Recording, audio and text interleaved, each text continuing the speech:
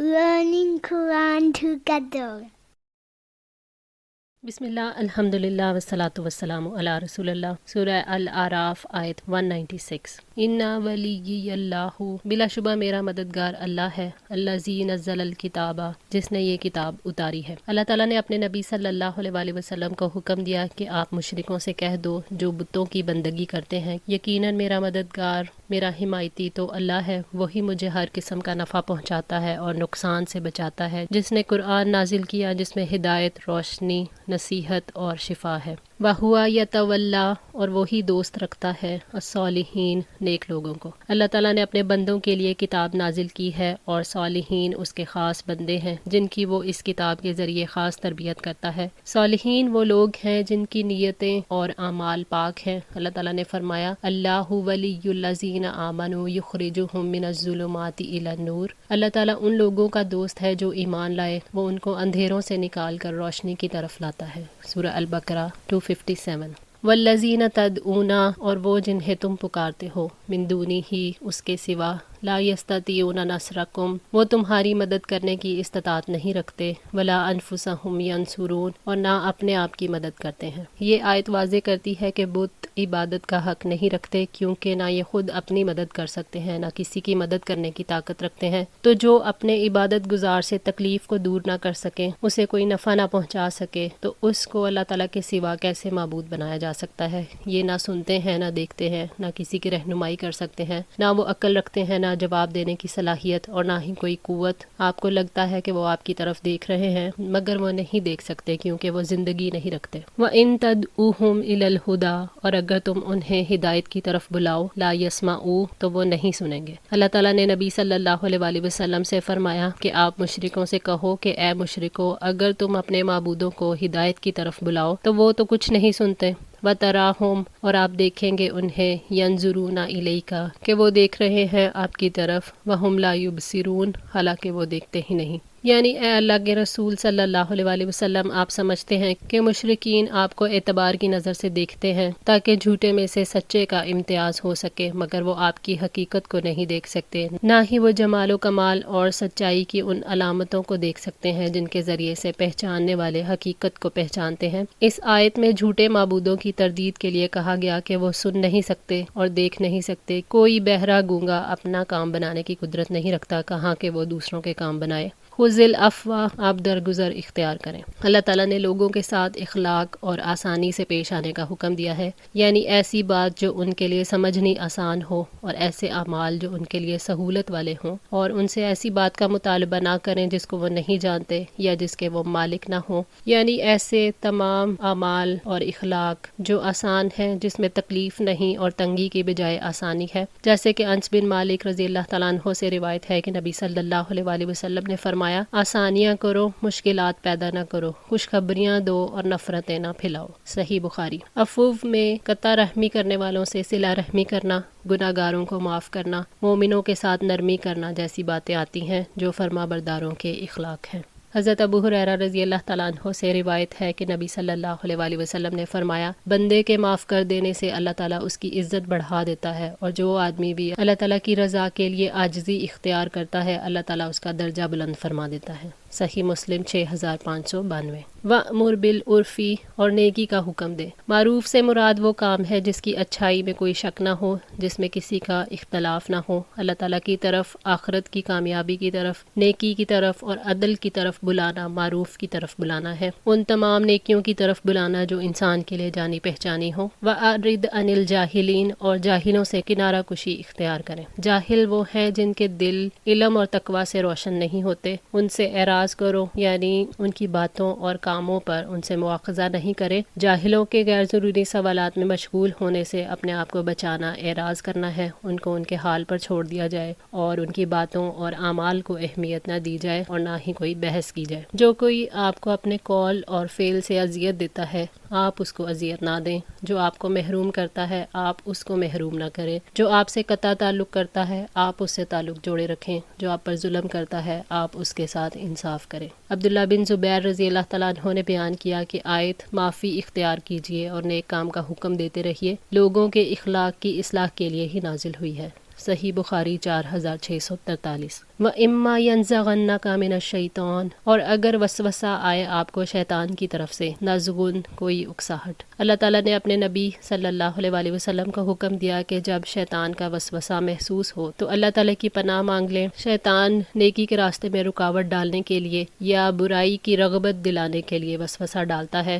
انسان کو غافل کرتا ہے اور اس طاق میں رہتا ہے کہ انسان کب غافل ہو۔ جو ہی وہ غافل ہوتا ہے وہ شکار کرنے کی کوشش کرتا ہے، جیسے ڈاکٹر آپریشن سے پہلے اینستھیزیا دیتے ہیں اور جب بندہ بے ہوش ہوتا ہے تو آپریشن کر لیتے ہیں، اسی طرح شیطان بھی اپنا آپریشن تب ہی شروع کرتا ہے جب انسان غافل ہو جاتا ہے۔ فاستعذ باللہ، تو آپ اللہ تعالیٰ کی پناہ مانگ لیا کریں۔ شیطان جب اکساتا ہے تو انسان جوش میں آ کر بے قابو ہوتا ہے، ایسے موقع پر اللہ تعالیٰ کی پناہ مانگنے والا محفوظ ہو جاتا ہے۔ شیطان کے فتنوں سے بچنے کا یہی ایک راستہ ہے کہ انسان اللہ تعالیٰ کی پناہ میں آ جائے۔ انہ سمیع علیم، یقیناً وہ سب کچھ سننے والا، سب کچھ جاننے والا ہے۔ یعنی بے شک آپ جو کہتے ہیں، جو دعا کرتے ہیں، وہ اس کو سننے والا ہے۔ وہ آپ کی نیت، ارادے کی کمزوری اور آپ کی پناہ پکڑنے کو جانتا ہے، وہ آپ کو فتنوں سے بچا لے گا۔ سلیمان بن سرد رضی اللہ تعالیٰ عنہ نے بیان کیا کہ 2 آدمیوں نے نبی صلی اللہ علیہ وآلہ وسلم کی موجودگی میں جھگڑا کیا۔ ہم بھی آپ کی خدمت میں بیٹھے تھے، ایک شخص دوسرے کو گالی دے رہا تھا اور اس کا چہرہ سرخ تھا۔ آپ نے فرمایا کہ میں ایک ایسا کلمہ جانتا ہوں کہ اگر یہ شخص اسے کہہ لے تو اس کا غصہ دور ہو جائے۔ اگر یہ اعوذ باللہ من الشیطان الرجیم کہہ لے۔ صحابہ رضی اللہ تعالیٰ عنہ نے اس سے کہا کہ سنتے نہیں کہ نبی صلی اللہ علیہ وآلہ وسلم کیا فرما رہے ہیں؟ اس نے کہا کیا میں دیوانہ ہوں؟ صحیح بخاری 6115۔ ان الذین اتقوا، بے شک وہ جنہوں نے تقوی کیا۔ اس سے مراد مومنوں کے اچھے لوگ ہیں جو غیب پر ایمان رکھتے ہیں، نماز قائم کرتے ہیں اور اس میں سے جو اللہ تعالیٰ نے رزق دیا ہے خرچ کرتے ہیں۔ تقوی اللہ تعالیٰ کا خوف ہے اور یہ ایک ایسا رابطہ ہے جو دل کو اس کے ساتھ جوڑ کر رکھتا ہے، انسان کو غفلت سے جگاتا ہے اور حساس بنا دیتا ہے، جس کی وجہ سے انسان کو فوراً پتہ چل جاتا ہے کہ وہ پھسل گیا ہے۔ اذا مسہم، جب چھو جاتا ہے انہیں، طائف من الشیطانی، کوئی خیال شیطان کی طرف سے، تذکروا، تو وہ چونک پڑتے ہیں، یعنی انہیں وسوسے جیسی کوئی چیز جب پہنچتی ہے۔ شیطان انسان کے غصے کی حالت میں یا شہوت کی حالت میں آنے کا انتظار کرتا ہے۔ ایسی حالت میں انسان ذرا سا غافل ہو تو وہ شکار کر لیتا ہے، مگر جو لوگ اللہ تعالیٰ سے ڈر کر رہتے ہیں انہیں کوئی برا خیال چھو بھی جاتا ہے تو وہ فوراً چونک جاتے ہیں۔ فَإِذَا هُمْ مُبْصِرُونَ، پھر اچانک وہ دیکھنے لگتے ہیں، یعنی وہ غلطی کے موقع کو دیکھنے والے ہوتے ہیں اور شیطان کی چالوں کو بھی، پھر وہ اس چیز سے رک جاتے ہیں اور اس کی پیروی نہیں کرتے۔ ابن عباس رضی اللہ تعالیٰ عنہ کا قول ہے تب وہ نافرمانی سے رک جاتے ہیں، اللہ تعالیٰ کے حکم پر عمل کر کے شیطان کے نافرمان بن جاتے ہیں۔ ابن ابی حاتم۔ انسان ان تمام لوازم ایمان کو یاد کرتا ہے جو اللہ تعالیٰ نے اس پر واجب قرار دیے ہیں تو تب اسے بصیرت حاصل ہو جاتی ہے، وہ اللہ تعالیٰ سے استغفار کرتا ہے اور جو کوتاہی ہو گئی اس پر توبہ کرتا ہے اور نیکیوں کی کثرت کے ذریعے سے اس کی تلافی کرنے کی کوشش کرتا ہے تو شیطان کو ذلیل اور رسوا کر کے دھتکار دیتا ہے اور شیطان نے اس سے جو کچھ حاصل کیا ہوتا ہے اس پر پانی پھیر دیتا ہے۔ تفسیر سعدی۔ شیطان ان لوگوں کے اندر داخل ہوتا ہے جو اللہ تعالیٰ کے ڈر یعنی تقوی سے خالی ہوتے ہیں اور اپنا کام کرتا رہتا ہے اور انہیں محسوس بھی نہیں ہوتا کہ وہ کس گمراہی کی طرف جا رہے ہیں۔ وَإِخْوَانُهُمْ، اور ان کے بھائی، يَمُدُّونَهُمْ، وہ کھینچتے ہیں انہیں فِي الْغَيِّ، گمراہی میں، ثُمَّ لَا يُقْصِرُونَ، پھر وہ کمی نہیں کرتے۔ شیطان کے بھائی یعنی اہل شرک جو اللہ تعالیٰ سے نہیں ڈرتے اور شیطان کے بھائی ہوتے ہیں، انہیں اللہ کے ذریعے شیطان کے وسوسوں سے پناہ مانگنا جب یاد نہیں آتا اور شیطان ان کے دل و دماغ میں کثرت سے شبہات پیدا کرتے ہیں، گناہوں کو خوشنما بنا کر پیش کرتے ہیں اور انہیں کر گزرنے کو ان کے لیے آسان بنا دیتے ہیں۔ حضرت ابن عباس رضی اللہ تعالیٰ عنہ کا قول ہے کہ انسان برے اعمال میں کمی نہیں کرتے اور شیاطین ان سے چمٹے رہنے میں کمی نہیں کرتے۔ ابن ابی حاتم۔ وَإِذَا لَمْ تَأْتِهِمْ بِآيَاتٍ، اور جب آپ ان کے پاس کوئی نشانی نہ لائیں، قولوا، تو کہتے ہیں لَوْ لَجْتَبَيْتَهَا، کیوں نہ چن لیا تو نے اسے۔ اللہ تعالیٰ نے نبی صلی اللہ علیہ وآلہ وسلم کو خبردار کیا ہے کہ یہ جھٹلانے والے آپ سے دشمنی رکھتے ہیں۔ آپ جب ان کے پاس دلیل لے کر آتے ہیں جو آپ کی سچی گواہی ہوتی ہے تو وہ اس سے نہیں مانتے، اور جب آپ ان کے پاس ان کے مطالبات کے مطابق معجزات نہیں لاتے تو کہتے ہیں کہ فلاں آیت یا فلاں معجزہ کیوں نہیں لاتے۔ اللہ تعالیٰ نے فرمایا سورہ بنی اسرائیل آیت 90-91 میں، اور انہوں نے کہا کہ ہم ہرگز آپ پر ایمان نہیں لائے گے جب تک کہ آپ ہمارے لیے زمین سے کوئی بہتا چشمہ جاری نہ کر دے، یا آپ کے پاس کھجوروں اور انگوروں کا ایک باغ ہو چنانچہ آپ اس کے درمیان میں نہریں جاری کر دیں، خوب جاری کرنا۔ قل انما اتبع، آپ کہہ دے میں تو اسی کی پیروی کرتا ہوں، ما یوحی الی من ربی، جو میرے رب کی طرف سے مجھ پر وحی کی جاتی ہے۔ یعنی آپ کہہ دو کہ میں تو وحی کی پیروی کرتا ہوں، یعنی نہ تو معجزے کا مطالبہ کر سکتا ہوں، نہ خود سے معجزہ دکھا سکتا ہوں۔ وہ اللہ تعالیٰ ہی ہے جو معجزات نازل کرتا ہے، وہ اپنی حمد و ثنا اور حکمت کے تقاضوں کے مطابق آیات اور معجزات بھیجتا ہے۔ علماء تفسیر لکھتے ہیں یہ آیت دلیل ہے کہ نبی صلی اللہ علیہ وسلم کا ہر قول اور فعل وحی کے مطابق ہوتا تھا، اور جب تک اللہ کی طرف سے حکم نہیں مل جاتا تھا آپ اپنی طرف سے کچھ بھی نہیں کرتے تھے۔ ھذا بصائر من ربکم، یہ تمہارے رب کی جناب سے روشن دلائل ہے،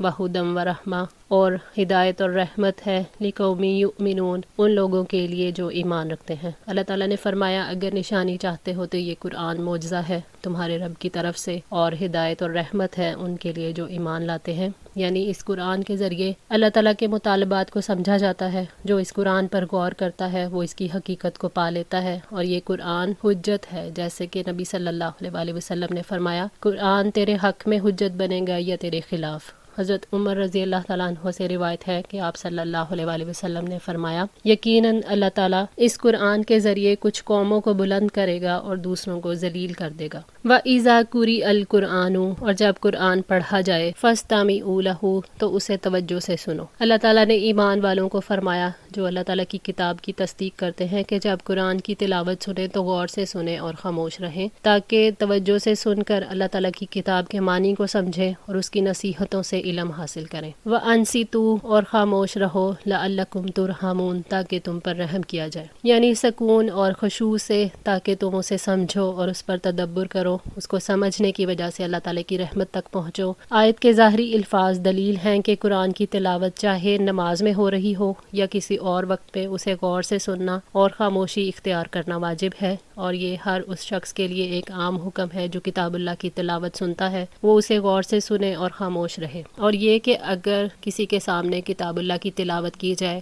اور وہ اسے غور سے نہ سنے اور خاموش نہ رہے تو رحمت کے بہت بڑے حصے سے محروم ہو جاتا ہے اور خیر کثیر حاصل نہیں کر پاتا۔ وَاذْكُرْ رَبَّكَ، اور ذکر کیجئے اپنے رب کا، فی نفسی کا، اپنے دل میں، تضرعاً، عاجزی سے، وخیفتاً، اور خوف سے۔ اللہ تعالیٰ نے نبی صلی اللہ علیہ وسلم کی اتباع میں اہل ایمان کو اخلاص کے ساتھ اپنے دل میں ذکر الہی کرنے کا حکم دیا ہے، عاجزی سے اور خشوع سے، اللہ تعالیٰ کا خوف رکھتے ہوئے۔ اور اللہ تعالیٰ کے خوف کی علامت یہ ہے کہ انسان خیر خواہی کے ساتھ اپنے عمل کی اصلاح کے لیے مسلسل کوشش کرتا رہے۔ وَدُونَ الْجَهْرِ مِنَ الْقَوْلِ، اور بغیر بلند آواز کے۔ بلند آواز سے ذکر کی ضرورت نہیں، اسی وجہ سے زور سے ذکر غیر مستحب ہے۔ اللہ تعالیٰ نے فرمایا سورہ بنی اسرائیل آیت 110 میں کہ آپ کہہ دیں کہ اللہ کہہ کر پکارو یا رحمان کہہ کر پکارو، جس سے بھی تم پکارو سب بہترین نام اسی کے ہیں، اور آپ اپنی نماز میں آواز نہ بلند کریں اور نہ ہی اسے آہستہ رکھیں، بلکہ ان دونوں کے درمیان کا راستہ تلاش کریں۔ بالغدو،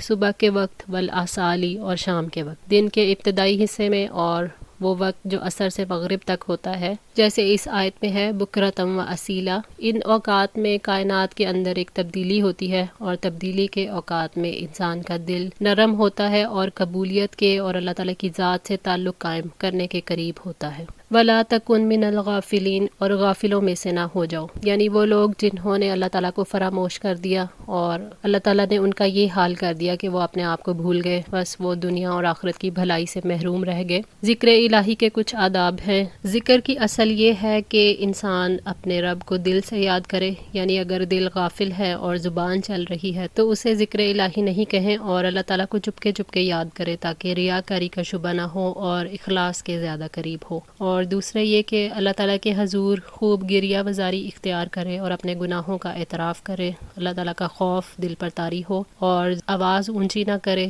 زبان دل کا ساتھ دے، اور ذکر الہی صبح اور شام میں ہو۔ ان الذین عندہ، بلا شبہ جو آپ کے رب کے پاس ہیں، یعنی ملائکہ جو اللہ تعالیٰ کے مقرب فرشتے عرش الہی کو اٹھاتے ہیں، لا یستکبرون عن عبادتہ، وہ اس کی عبادت سے تکبر نہیں کرتے، وہ اپنی تواضع اور خشوع کی وجہ سے اپنے رب کی عبادت کرتے ہیں اور تکبر نہیں کرتے۔ وَیُسَبِّحُونَہُ، اور وہ اس کی تسبیح بیان کرتے ہیں، وَلَہُ یسجدون، اور اسی کو سجدہ کرتے ہیں۔ یعنی اپنے رب کی عظمت کو بیان کرتے ہیں، ان کی زبانیں اللہ تعالیٰ کی پاکیزگی بیان کرتی ہیں، سبحان اللہ و بحمدہ، اور وہ اللہ تعالیٰ کے لیے نماز پڑھتے ہیں، اس کو سجدہ کرتے ہیں اور اس کی تعظیم کے ساتھ اس کی عبادت کرتے ہیں۔ حضرت ابو ہریرہ رضی اللہ تعالیٰ عنہ سے روایت ہے کہ نبی پاک صلی اللہ علیہ وآلہ وسلم نے فرمایا کہ جب ابن آدم یعنی انسان سجدے والی آیت پڑھ کر سجدہ کرتا ہے اور شیطان روتا ہوا اور ہائے افسوس کہتا ہوا اس سے علیحدہ ہو جاتا ہے، اور ابی قریب رضی اللہ تعالیٰ عنہ کی روایت میں ہے کہ شیطان کہتا ہے ہائے افسوس، ابن آدم کو سجدہ کا حکم دیا گیا تو وہ سجدہ کر کے جنت کا مستحق ہو گیا، اور مجھے سجدے کا حکم دیا گیا تو میں نے سجدے کا انکار کیا اور جہنمی ہو گیا۔ صحیح مسلم 244۔ اور یہ قرآن پاک کا پہلا سجدہ ہے۔ الحمدللہ، اللہ تعالیٰ کی توفیق اور مدد سے سورہ الاعراف آج مکمل ہوئی۔ دعا ہے اللہ تعالیٰ ہم سب کے لیے آسانیاں کریں، ہمیں دنیا اور آخرت میں تمام بھلائیاں نصیب کریں، ہمیں قرآن پاک کو مکمل پڑھنے اور عمل کرنے کی توفیق عطا فرمائے، اور آخرت میں صالحین کا ساتھ نصیب فرمائے، آمین۔ جزاکم اللہ خیر، والسلام علیکم ورحمۃ اللہ وبرکاتہ۔